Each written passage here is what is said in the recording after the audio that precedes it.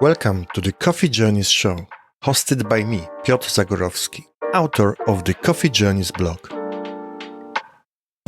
In this show, I'll be sharing my journey from being a technical person to a leader and discussing topics such as leadership, technology, and intentional living.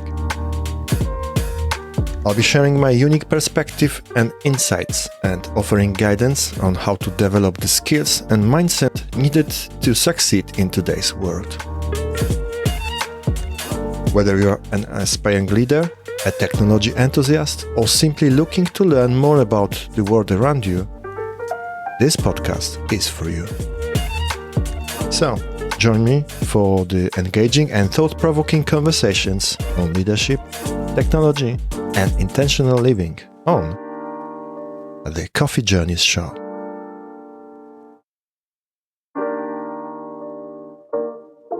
Hey everyone, welcome back to yet another episode where we are going to talk about a topic that's especially relevant for anyone moving up the leadership ladder in an engineering environment.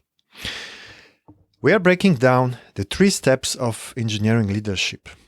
How we evolve from leading a small, autonomous team to guiding an entire organization with multiple teams and the challenges you will face at each step. I wish I listened to an episode like this some time ago because I myself used to lead a small team. I was part of this team when I became manager, which presented a lot of challenges at the time, and then I climbed the leadership ladder, being senior leader and eventually director. I would like to know these things before, but I still educate myself. So whether you're just stepping into leadership role or have been managing teams for years, this episode will give you insights into what it takes to succeed in each stage, what you will need to shed along the way, and what can you hold back if you're not careful. Alright, to frame today's conversation, we are looking at 3 stages of leadership growth in engineering. As things grow and become more complex, the nature of leadership changes, and skills that helped you succeed in the early stages of leadership can actually hold you back as you move forward. So let's start with stage number 1. At this first stage, you're leading a team that's mostly autonomous. Your team doesn't have many dependencies on other teams, and the people who succeed here are typically those with strong technical skills and the ability to motivate their team to execute a specific mission. At this stage, you are still very close to your work. It's not uncommon for leaders at this stage to be deeply involved in the day-to-day technical execution. And that makes sense because the team is small and manageable. Your role is to be the technical anchor while also keeping everyone aligned with the mission. However, the failure in this stage often happens when the leader spends too much time doing individual contributor, or IC, work. Yes, your technical skills are important, but your primary job here is to form the team, give them the mission, and keep them motivated and focused. If you are too caught up in the technical work yourself, you won't be giving the team what they need to succeed on their own. The challenge in stage 1 is this. You have to shift from being a doer to being a facilitator of others' doing. And for many engineers, that's not easy. Believe me, I've been there. This is how I understood my role. I was still participating in on-call, doing technical stuff, peer reviews, and so on, while I also was manager. And you can't do 2 jobs for too long. Now, your team grows and becomes more integrated into the broader organization. You move into stage 2 of engineering leadership.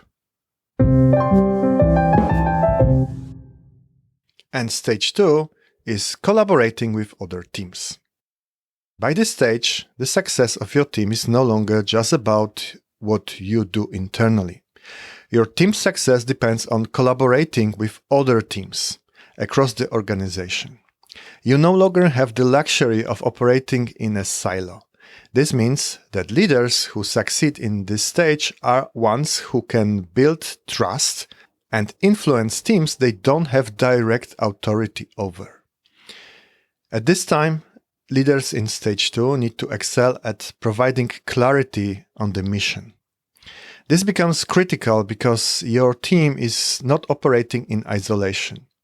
They need to understand how their work fits into the bigger picture, and you, as a leader, need to help them stay focused on that larger goal. The risks of failure in stage 2. It happens when leaders become too inwardly focused. If you spend too much time focusing on the internal dynamics of your team, you will miss the opportunity to build necessary relationships with other teams. This will make it harder for your team to collaborate and succeed in larger organization context. At stage 2, your role shifts from managing the team's internal work to managing relationships across the organization. This is a big jump for many leaders because it's not just about your team anymore.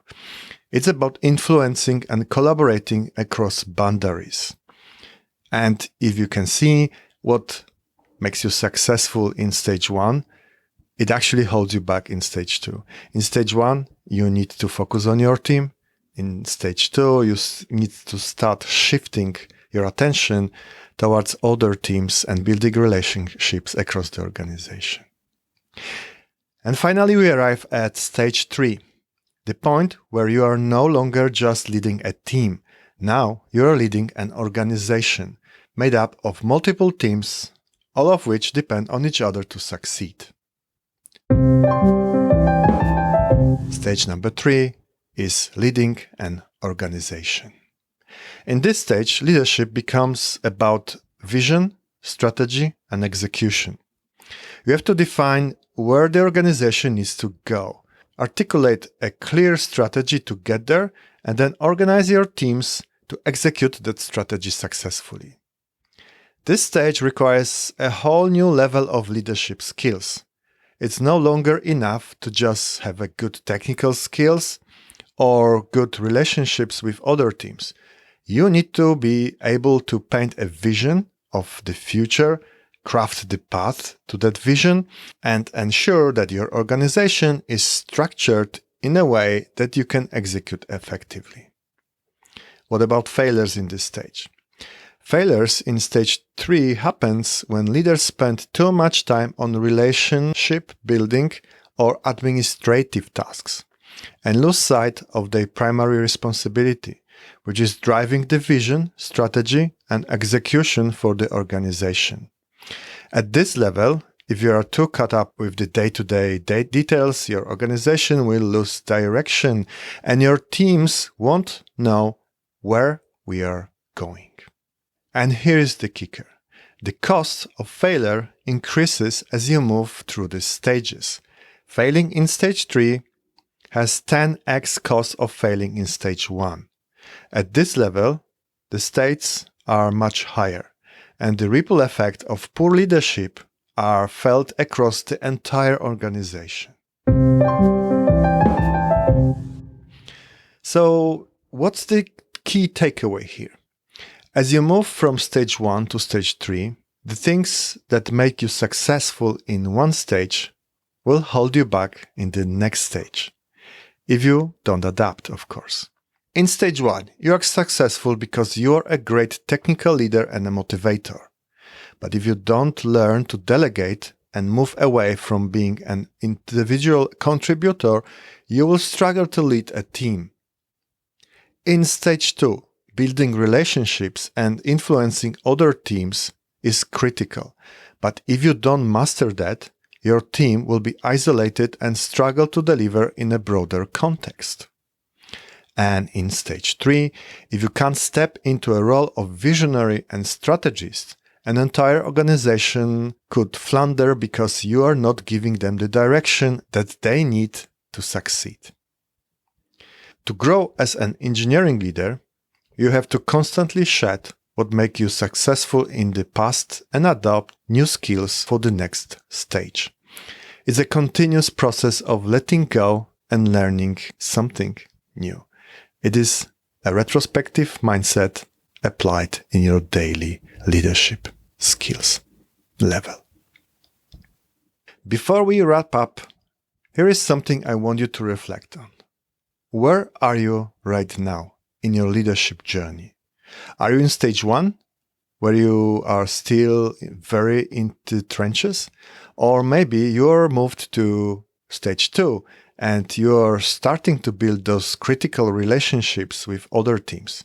Or perhaps you are in stage 3, leading an entire organization and trying to define your vision for the future. Wherever you are, remember that the key to growth is letting go of the skills that got you where you are here and embracing the new challenges that will take you to the next level. And that's it for today's episode on these 3 stages of engineering leadership. I hope this gives you some valuable insight into how leadership evolves and what you can do to succeed at each stage. If you enjoyed this episode, make sure you subscribe, and if you know someone who could benefit from this insight, feel free to share it with them.